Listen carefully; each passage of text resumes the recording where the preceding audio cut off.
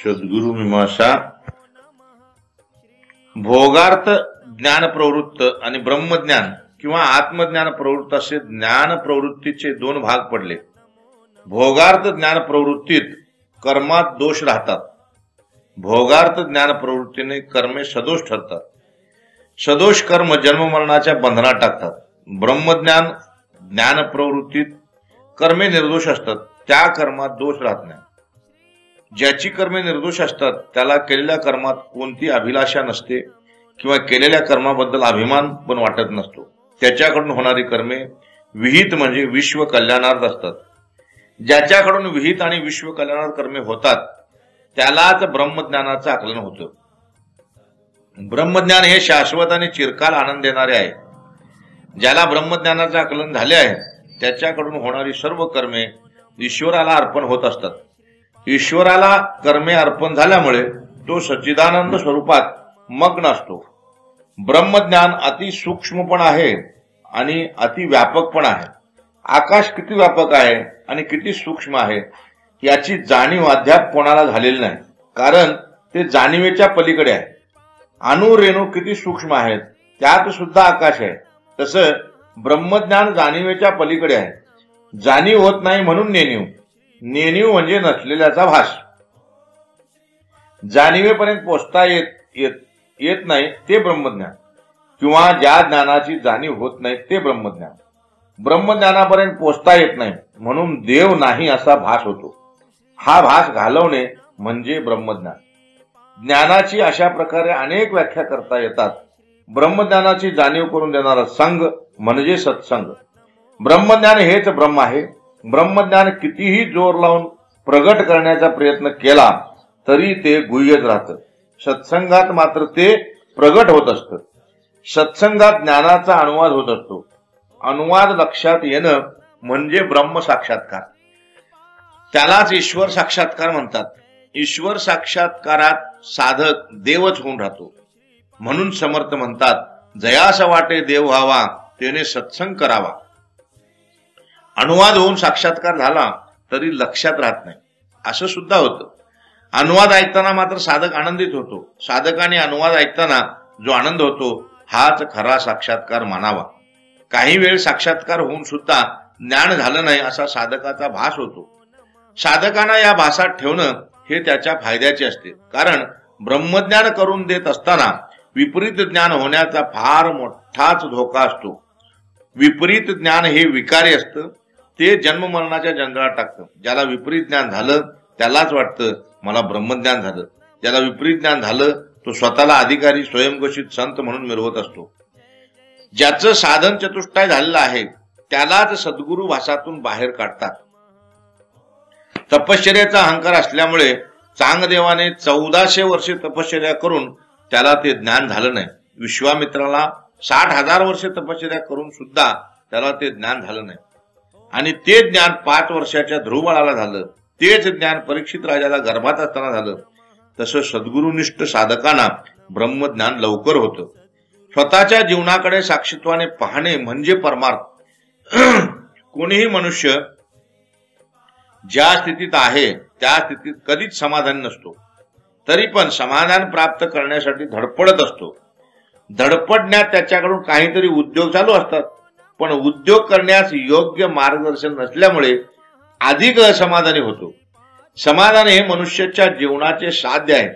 लोकांनी मला नावे ठेवू नये, लोकांनी मला चांगलं म्हणावं असे प्रत्येक मनुष्याला वाटत असते, तरी सुद्धा लोक नावे ठेवतातच। आम्ही परमार्थ करतो कोणाच्या अध्यात्मामध्ये, तरी सुद्धा काही लोक आपल्याला नावे ठेवतातच ना। लोकांनी मला नावे ठेवू नये असे प्रभू रामचंद्रांना सुद्धा वाटतं, म्हणून सीतामाईचा त्याग करून त्यांना अरण्यात सोडलं। सीतामाईचा त्याग करून सुद्धा प्रभूंना समाधान मिळालं नाही। लोकांची पाण्याची गरज भागवत नदी पात्रात स्नान करणाऱ्यांना पवित्र करत नदी वाहत असली तरी स्वतः समाधानी नसते। ती समाधानी कधी होते? जेव्हा समुद्रात जाऊन मिळते तेव्हाच समाधानी होते। तसं माणसाने कितीही पुण्यात्मक कर्म करत राहिला तरी त्याला समाधान मिळत नसते। जेव्हा ईश्वरात विलीन होऊ तेव्हाच समाधान मिळतं। लोकांनी आपल्याला चांगलं म्हणावं यासाठी धडपडायचं नाही, तर ईश्वरात विलीन होण्यासाठी धडपडायचं. यासाठी मनुष्याने स्वतःच्या जीवनाकडे तटस्थतेने पाहत समाधानाचे ध्येय लक्षात ठेवून जीवनाचा प्रवास करावा. त्या प्रवासात सुद्धा आनंद आणि ईश्वरात विलीन झाल्यावर मग पूर्ण समाधान मिळते. स्वतःच्या जीवनाकडे साक्षीत्वाने पाहण्याची रीत सद्गुरू सांगत असतात. समाधानापर्यंत जाऊन पोहोचणं हे प्रत्येकाचं ध्येय असतं, पण त्या ध्येयापर्यंत पोहोचण्यासाठी बरेच अडथळे असतात. त्यात काही गुणांचा अभाव तर काही अवगुणांचा प्रभाव असतो. ईश्वर तेजाच्या प्राप्तीसाठी काही गुण आवश्यक आहेत आणि अवगुण त्याग आहेत. आवश्यक गुण निर्माण केले पाहिजेत आणि अवगुणांचा त्याग करता आला पाहिजे. त्यासाठी माया पार करणं फार महत्वाचे आहे. परमार्थ करून सुद्धा, ज्ञान होऊन सुद्धा मायेत अडकण्याची शक्यता जास्त असते. माया ही व्यापकाला परिच्छिन्न करण्याचा प्रयत्न करते. व्यापकाला मोजण्याचा प्रयत्न करणं, अनंताला मर्यादित ठरवणं ही मायेची लक्षणे आहेत. ईश्वराला मंदिरापुरतं मानतो किंवा ईश्वराला केवळ मंदिरात पाहतो याचा अर्थ तो मायेत लिप्त झाला आहे. आम्ही मंदिरात जाऊन देवदर्शन घेत असलो तरी देव मंदिरापुरता नसून तो व्यापक अमर्याद आहे असा निश्चय करूनच देवदर्शन घेतो. हीच ज्ञानभक्तीची लक्षणे आहेत.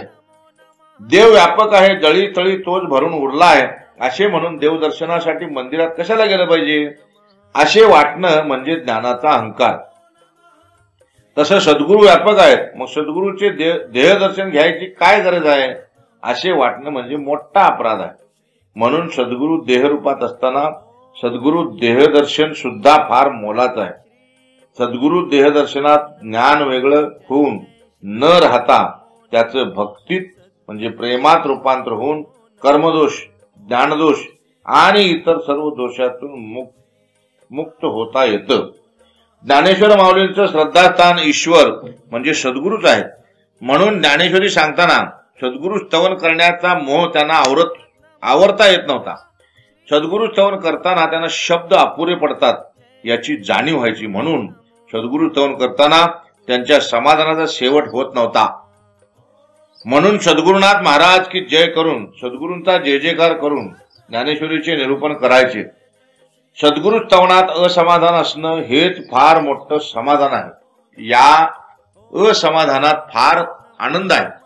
योग म्हणजे जोडणं, कर्म सुख दुःखाशी संबंध जोडतं व ज्ञान हे कर्माशी संबंध तोडतं आणि ईश्वर स्वरूपाशी जोडतं. म्हणून कर्मानंतर ज्ञानाची उपासना आवश्यकता आहे. म्हणून मनुष्याने ज्ञानाला फार महत्व दिलं पाहिजे. काहीतरी कर, कसं तरी कर आणि असेल तसं भोग आणि मर असे ढोबळ मतांचं ज्ञान नाही. कशासाठी जन्माला यायचं, कसं जगायचं आणि कसं मरायचं शिकवतं ते ज्ञान. ईश्वर स्वरूपात कसं विलीन व्हायचं शिकवतं ते ज्ञान. असे ज्ञान ज्याच्याकडे आहे त्याला माणूस म्हणायचं, अन्यथा इतर प्राणी. मनुष्याने किती जगला यापेक्षा कसं जगला याला फार महत्व आहे. ज्यासाठी जन्माला आला ते प्राप्त झालं तेव्हा त्याचे आयुष्य संपलेलं असतं. आयुष्य संपलं तरी अजून थोडे दिवस जगायला पाहिजे असे वाटतं तेव्हा त्याचे जगणं हे अपयशी जीवन ठरलेलं असते. संतांना सद्गुरू भेटले तेव्हापासून त्यांचे जगणं स्वतःसाठी संपलेलं असतं. आता उरलो उपकारापुरता असे म्हणून जगत असतात. काही मंडळी 60, 65, 75वी असा अमृत महोत्सव साजरा करतात. ते करून घेत असताना त्यांनी विचार करावा की ज्यासाठी जन्माला आलो आहे ते झालंय का. ते ज्ञान नसेल तर असे महोत्सव व्यर्थ ठरतात. कशासाठी जन्माला आलो हे माहीत असणं आणि त्याची पूर्तता करणं हेच ज्ञान, बाकी सर्व अज्ञान. कीर्तन प्रवचन करायला येणं, व्यवसाय धंदा नोकरी करायला येणं, पैसा मिळवणं याला ज्ञान म्हणत नाहीत. बरीच मंडळी अज्ञानाला ज्ञान समजून मिरवत असतात. मनुष्य कर्म करून सुख दुःखाला प्राप्त होतो. सुख दुःख हे जन्म मरणाच्या जंजाळात अडकवते. म्हणजे जन्म मरणाला कारण कर्म ठरतं. कर्म निर्दोष असेल तर जन्म मरणापासून मुक्तता मिळते. कर्माला निर्दोष करायचं असेल तर ज्ञान प्राप्त झालं पाहिजे. ज्ञानच कर्माला निर्दोष करू शकते. कर्माला निर्दोष करण्याचं ज्ञान संतांकडून होतं, त्यासाठी संतांशी अन्यान्य असावं लागतं. संतांशी अन्यान्य असेल त्यालाच हे ज्ञान प्राप्त होऊन कर्मदोषापासून मुक्त होऊन भगवत स्वरूपाशी एकरूप होता येतं. भगवंताशी एकरूप झाल्यावर कर्मे वेगवेगळी असली तरी ते एकच ईश्वर स्वरूप होऊन जातात.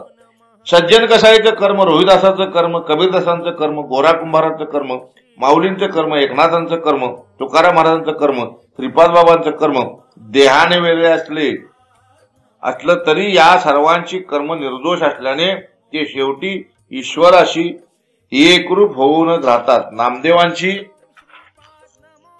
दासी म्हणून जनाबाई होती तरी ते एकच होते. ज्ञानदेवांना माधुकरी मागूनच पोट भरावं लागत होतं, इतकी त्यांची गरिबी. तर एकनाथ महाराज रोज पुरणपोळीच्या पंक्ती वाढत होते, इतकी त्यांची श्रीमंती होती. तरी ते एकाच ईश्वरी स्वरूपाच्या ठिकाणी लीन होऊन एकच होते. तसं आम्ही सुद्धा सर्वजण वेगवेगळ्या स्तरावर वेगवेगळी कर्मे करत वेगवेगळ्या आर्थिक परिस्थितीत असलो तरी सद्गुरू श्रीपाद बाबांच्या स्वरूपाच्या ठिकाणी एकच आहोत. काही माणसं जिवंत असून मेल्यासारखे असतात, तर काही माणसं मरून सुद्धा जिवंत असतात.